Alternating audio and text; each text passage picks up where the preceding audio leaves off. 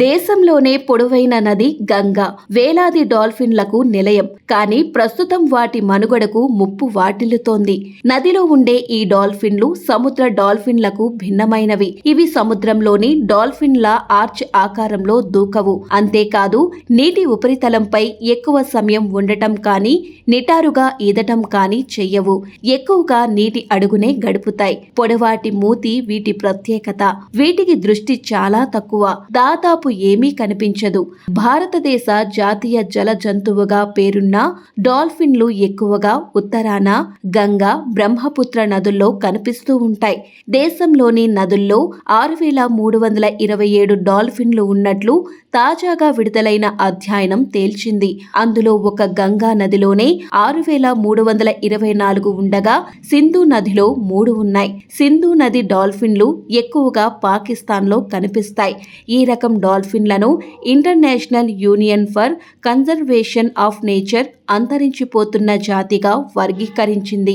Wild life institute of ఇండియాకు చెందిన పరిశోధకులు 10 రాష్ట్రాల్లోని 58 నదుల్లో 2021 నుంచి 2023 మధ్య సర్వే చేసి తొలి సమగ్ర నివేదిక విడుదల చేశారు. తరచూ లివింగ్ ఫాసిల్స్ గా పిలిచే ఈ డాల్ఫిన్లు లక్షల ఏళ్ల క్రితం సముద్ర డాల్ఫిన్ల నుంచి పరిణామం చెందాయని శాస్త్రవేత్తలు చెబుతారు.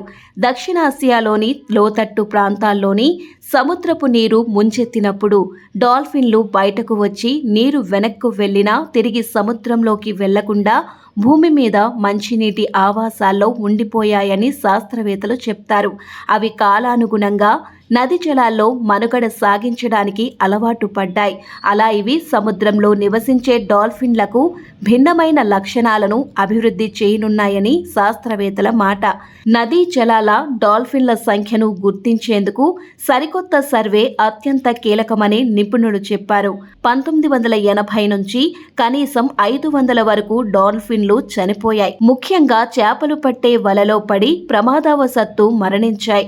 నదులలోని డాల్ఫిన్లకు ఉన్న ముప్పును ఈ సర్వే బయటపెట్టింది. వీటిని సంరక్షణను పెంచేందుకు 2009లో గంగా నది డాల్ఫిన్ ను భారతదేశపు జాతీయ జల జంతువుగా ప్రకటించింది ప్రభుత్వం. 2020 యాక్షన్ ప్లాన్ రూపొందించారు.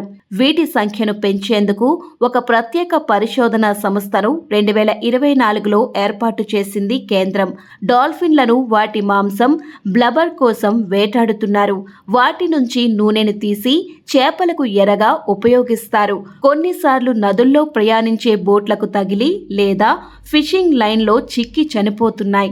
భారతీయ వన్యప్రాణుల చట్టాల ప్రకారం ప్రమాదవశాత్తు కానీ ఉద్దేశపూర్వకంగా కానీ డాల్ఫిన్ మరణానికి కారణమైతే దాన్ని వేటగా పరిగణిస్తూ కఠినమైన జరిమానాలు విధిస్తారు. అందుకే చాలా మంది మత్స్యకారులు ప్రమాదవశాత్తు మరణించిన డాల్ఫిన్లను చడీ చప్పుడు లేకుండా పారవేస్తూ జరిమానాలను తప్పించుకుంటున్నారు.